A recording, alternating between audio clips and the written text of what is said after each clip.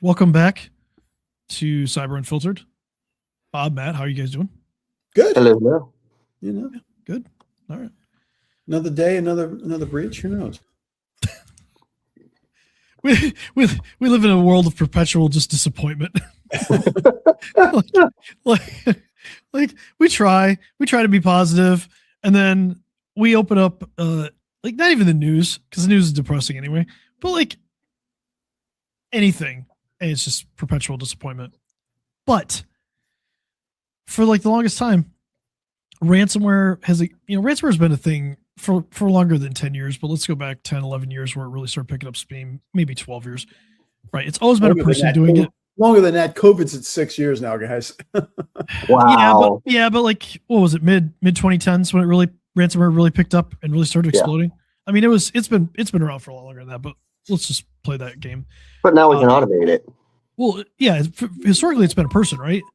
Until our friends over at Sysdig, which we don't know them, so I guess they're not really friends, but Sysdig posted this where it was the first agentic ransomware attack. It was purely done by AI, an AI agent.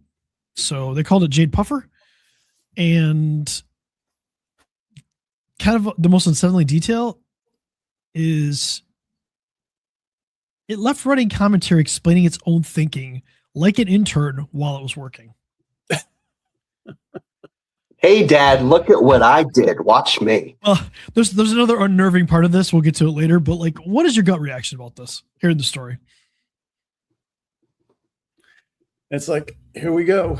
It's just another page, another chapter in the book of the breach of the week, and now it's going to explode. You've already got people writing AI books. People using AI to go create books. Now we got AI creating ransomware and executing it for them. So I love that, and I want to talk about AI slop.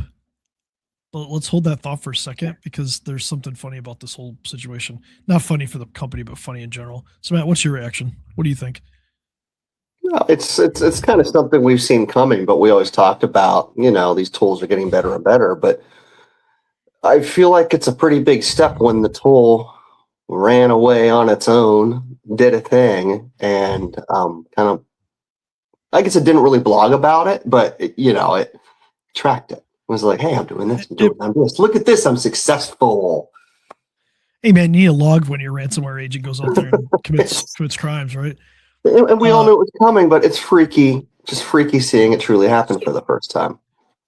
Let's back up a second, because we're going to talk more about this. But at the beginning of June, the White House signed an executive order. It was called Promoting Artificial Intelligence, Innovation, and Security. We'll strip out the Washington language on this. It basically does three things. It tells the government to start grading the most powerful AI models. So that includes like Claude Mythos, which we've talked about, which was used to exploit some things. OpenAI has ChatGPT 5.6, which is a really big cybersecurity push, and it hasn't been released yet. Well, it's been released internally to some companies, but not publicly. And just how good they are at offensive cyber tests. Offensive meaning the attack method, right? Like what happened with this Jade Puffer situation. They're really good at finding and exploiting software flaws. Wonderful. And this order pushes the government more into grading them and testing them. And then it also gives CISA orders to speed up government cyber defense and push AI-powered defensive tools out to critical infrastructure. So CISA's whole job is to protect critical infrastructure, so it makes sense that they'd want to push AI-powered defensive tools. But that wouldn't have really helped here. It was a vulnerability. This executive order also sets up a voluntary lane where the biggest AI labs can hand the government early access to the models up to 30 days in advance before the public gets it for security review. Now, it says voluntary. So Anthropic is kind of talked about responsible AI. OpenAI has kind of talked about this as well, which is interesting. So we'll see how that goes. But right now, CISA's guidance is due within 30 days. That just came up, but I haven't seen anything about it, for a classified process for scoring AI models.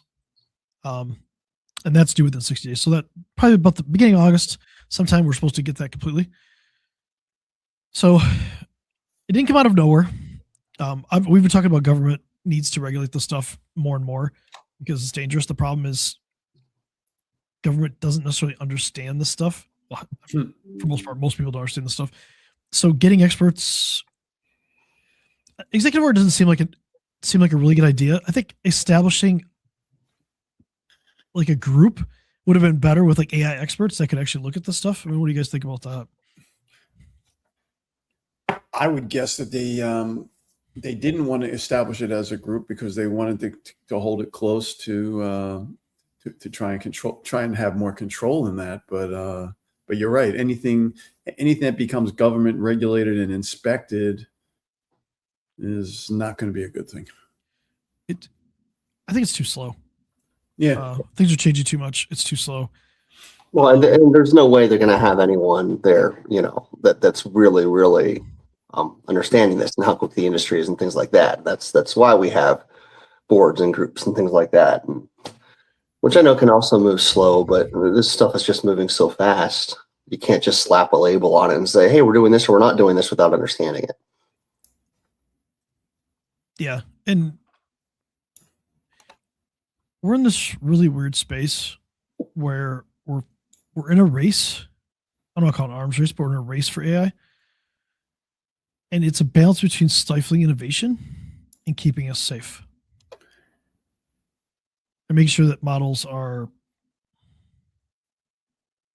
I would argue that it is an arms race at this point. Yeah.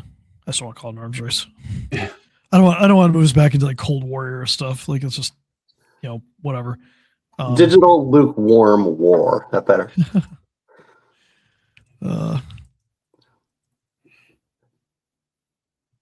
It's just something that like, I don't know. I think integrating into CISA, having like a group of experts that works alongside CISA would make sense.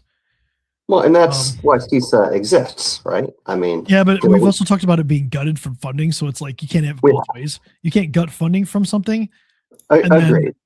And then try to slap it with like, hey, now you should come up with this stuff from AI. 100% agree. But the whole purpose of it is to understand security threats, regulate them, announce them, make sure that cybersecurity firms like us understand them. So I can't think of a better advisory, than that. But then they need to be able to hire the experts, so they need funding. 100%. I think advisory boards would make really good sense here for different strategic cybersecurity initiatives. Is that fair? Yeah. Because otherwise we just get the government like throwing out, hey, we're going to do this, we're going to do this. Yeah. And folks in the private industry say, well, it doesn't work like that. And CISAs are really to give recommendations, right? It's to keep critical infrastructure safe. So like having advisory boards and coming up with this and presenting this to lawmakers makes a lot of sense because maybe they come up with an idea where they can actually have intelligent legislation based off of this. But Congress people are going to understand this. That's not their job to. And honestly, lawmakers are there to make laws. They're not there to understand all of this. Understanding all of this is pretty much a lifetime endeavor at this point. So there needs to be some kind of connection between the experts and those that are making final decisions to, protect. Now I'll take a shot. Are they there to govern or are they there to be on social media? Well, that is a big debate right now. So I guess I was speaking to what they're supposed to be doing. Yeah, I've been pushing for them to govern better. I mean, just from privacy legislation, AI, cybersecurity stuff, like they need to govern better in this case. And this is a bipartisan issue. This is not a left versus right or anything like that. This is bipartisan. This is about all of us. So, I think part of the problem, and I know we avoid politics, but talking about this stuff and what they should be doing with CISA and how they should be coming up with decisions on laws for cybersecurity and AI, they're not divisive. So frankly, they don't, make the big news quite as much. They're not as shocking. So unfortunately, we don't hear about it enough. What? We need to figure out how to make this shocking so we have social media bites for this stuff. They put you on the news unfiltered. It'll be shocking enough for everybody. Just go green room. If I jump back to a 30-day advance review, is that really enough? Yeah, I mean, what are they looking for, right? Do they have built out tests? What because look, example would be Mythos found a bug in BSD that was 27 years old. Right. It had been there for 27 years. Nobody figured it out. Right. So now we're talking about just reviewing stuff for 30 days for guardrails and things like that. Are they going to find it in 30 days? No. Does that mean they can find it 60 days, 90 days, 180 days? No. Now, 30 days is better than nothing. Sure. But a continual review is something that should probably be built into this. Yeah, but 30 days into that one, there's going to be another model right behind it. Fair point. We're not here to, we don't know the answer, right? We know AI to a point, but we are not people that are actually creating AI models, right? Or training AI models. That's not our role. So like the people that are doing that, get them in a room, get the top minds in the room and put them with the top minds from like, CISA or whatever, and like come up with a plan. It's better than nothing. And let's make sure we don't stifle innovation but we got to make sure that we're also putting out secure models as well. That it's really hard to get around certain things because jailbreaking a model is still a thing where you can get a model to do something like ChatGPT to do something like I saw somebody was able to jailbreak ChatGPT and create horrific images. I'm talking like murder scene type stuff. Yeah. So like you could jailbreak a model. We got to be careful about that. So there's guardrails that need to be put in place and common attacks need to be stopped. But every model so far, you've been able to jailbreak it by just talking to it and getting it in some different, let's say, mindset. Well, and for those that don't know and haven't watched some of the other ones, like I think one of the earliest jailbreaks was pretty funny. And this is over a year ago, and this is when things were simpler. It was like, hey, how do I make a bomb? And ChatGPT said, no, I can't tell you that. It says, oh, I just want it for educational purposes. My grandma would like to know. And I was like, oh, okay, sure. If you're teaching somebody, here you go. So it's going around a safeguard. Well, that was a really simple example, but it was real. Yeah. I saw another example, Matt, the other day where somebody went to a website's chatbot, which was AI driven. And the guy, and it was like, oh, do you want to get your appointment set up? He said, let's do that later. I want to create a Python script right now. And it started helping him. So he was using someone else's tokens. Let's take that one step further. What if that AI, that chatbot that they're using was trained on company data? What company data else was it trained on? This was just a benign example, but that sure gets interesting. It jumped off one track and went on another track. Chipotle has one called Pepper. It's their customer assistant, and people were doing that with it as well. Yep. They were getting it to write Python scripts, solve complex like leak code problems, things like that. It was kind of crazy. There's even a wrapper on GitHub for it. So you want, but I probably shouldn't say that. But too late. Don't look for that. It's going to burn their tokens. But getting back to the point about this whole thing is like AI models can do things that humans at a faster rate than what humans can do. So let's go back to Jade Puffer for a second. Let's kind of talk about this because we've talked about Mythos. We talked about some of the things that it was able to find. It found thousands of zero-day vulnerabilities across major operating systems and browsers. And what we're finding is there are things in the internet. People put internet-facing things. We've talked about this, I don't know how many times at this point. They don't patch their stuff. This entire attack was based off of they just didn't patch a piece of software on the internet. That's it. And then once the AI model got turned loose on it, it figured how to go from a failed login to a login in 31 seconds. We've just gone faster. Yeah, it's just faster. The agent found it, walked through it, unlocked the door, started looking around. Once inside, it went to every single room, was looking for keys. It was scanning for safe passwords, cloud account, API keys, cryptocurrency wallets. It found login credentials. It used them to reach a second more important server. And then it set an alarm clock reminder for itself to check back in 30 minutes so it wouldn't lose access. then it got to the company's production database. It locked up more than 1,300 configuration items. And it deleted the originals, left a ransom note. But here's the part where we talk about AI slop. I talked about that earlier. Yep. The thing failed to save the encryption key that it used to encrypt the database. Whoops. No recovery. No recovery. So even if they would have paid, and they got a ransom for Bitcoin, even if they would have paid, they couldn't have recovered. Sorry. They would get the key.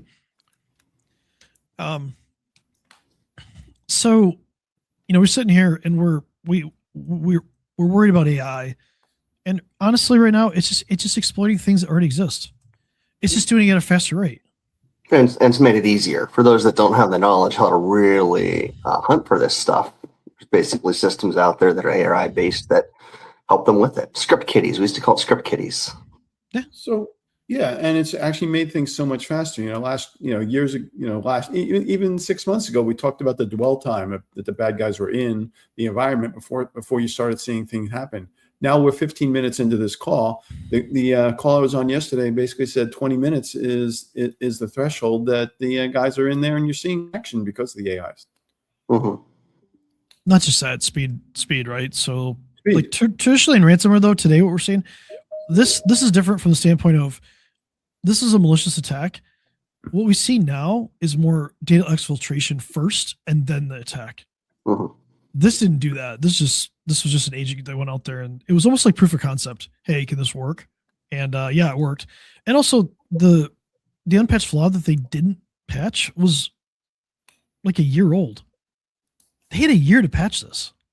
They just didn't. It was internet facing. Yikes. So the AI actually claimed it did copy the data before deleting it, but researchers couldn't find proof of that. Yeah. But so it tried to mimic what a human would do with like stealing the data, but then it didn't, or they couldn't find proof that it did it.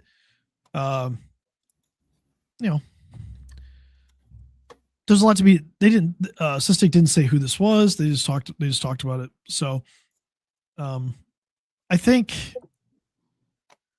the way that we kind of look at this, it was inevitable. It's probably going to get worse. And the way that they actually discovered it was AI was interesting. It left fingerprints everywhere. The code that the attacker ran was full of English notes explaining its reasoning. That's helpful. Yeah, I mean, It's actually funny. I'll be honest. I don't think a human stops and annotates their attack in the middle of it. Right. I'm going to try to encrypt this database, but first I should leave a ransom note.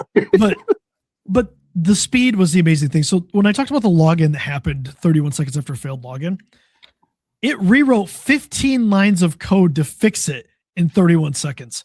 I can type very fast. No shot I can type that fast. Or reason to type that fast. Mm-hmm. Yes, sir. So that would have took significantly longer. And they found more than 600 separate purposeful actions run in a very compressed window. That's just, it can't be a person, it's an agent. So again. Well, that's fun. Yeah. But so let's talk about people out there. What can you do? Right? It's a scary headline. AI wrote malware. An AI agent hacked somebody. They deployed ransomware. They took notes on what they were doing. They annotated it. It changed an attack together in a faster way than a human can possibly do it. But it comes back to the simple thing. It was a flaw that was a year old, exposed to the internet. And this is something I feel like we always keep coming back and trying to reiterate, and I hope people are listening, but you got to do the basics first. You got to do the foundation first, and that would have prevented this yet again. What was that SQL one years ago that was same issue? There was a SQL attack. There's something about SQL injection, but I can't remember the details of it. Yeah. Anyway, yeah. So patch your crap, guys. Yeah. Patch your crap. Especially if it's internet facing, because anybody can knock at the door. If somebody can knock at your door, they can knock it down. And when you guys say the next best step is just good cyber hygiene, good credentials, like basically patches and good credentials, 2-factor. If we go those 3, you're no longer the low hanging fruit. Exactly. And I think it really comes back to another thing is just have a program, develop a cybersecurity program, and have somebody run it. Because vulnerability management is so critical, and that's part of a security program. It doesn't even have to be anything fancy. It's just got to be simple. You know, do the right things. We've talked about cyber hygiene 100 times here.